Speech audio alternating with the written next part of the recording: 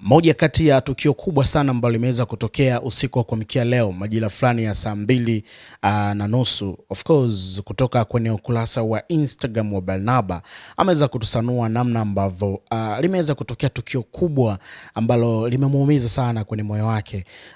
Barnaba bwana, studio zake za High Table Sound pamoja na High Table Film of course zimeweza kuteketea kwa moto, na kutoka kwenye maelezo ambayo ameweza kuyaeleza, amezungumza na kusema kwamba studio zake zote zimegeuka kuwa majivu. Sasa Barnaba ameandika ujumbe mrefu sana kutoka kwenye ukurasa wake wa Instagram, na miongoni mwa maneno ambayo ameyazungumza anasema kwamba usiku wa kuamkia jana majira ya saa mbili akiwa ametoka Arusha kwenye Malkia wa Nguvu ambayo ilikuwa inafanyika huko Arusha, akati anarudi aliweza kupita kule Kiditi kwenye shughuli ya mama zake, lakini baada ya hapo alipita ofisini kwake kwenda kusalimia kidogo vijana, na then akaondoka kuelekea nyumbani kwake. Kama dakika 15 akapigiwa simu kwamba studio zinateketea moto, ndipo akafika pale na tulikuwa tunaona shughuli za waokoaji pale, namna ambavyo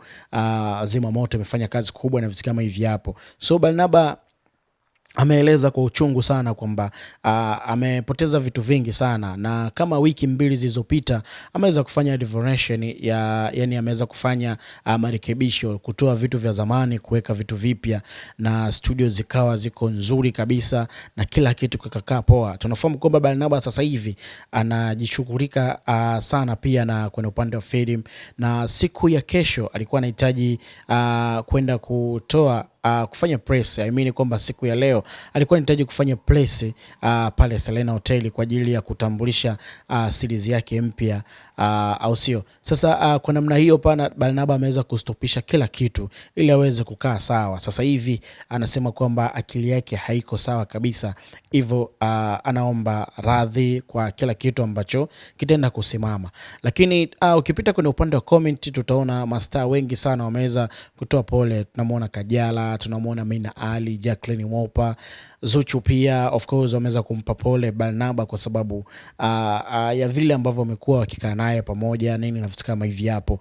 Lakini pia mama mwenye nyumba wake, of course tunaona kwenye video mama mwenye nyumba amekuwa akilia mpaka anamuonea huruma kwamba ametoka kufanya marekebisho wiki mbili tu zilizopita, alafu leo hii inatokea hivi. So Barnaba anasema hana mtu wa kuweza kumlaumu kwa sababu hii ni mipango ya Mungu na kila kitu anamwachia Mwenyezi Mungu, na ameonyesha namna ambavyo kwamba kazi yake ni ngumu.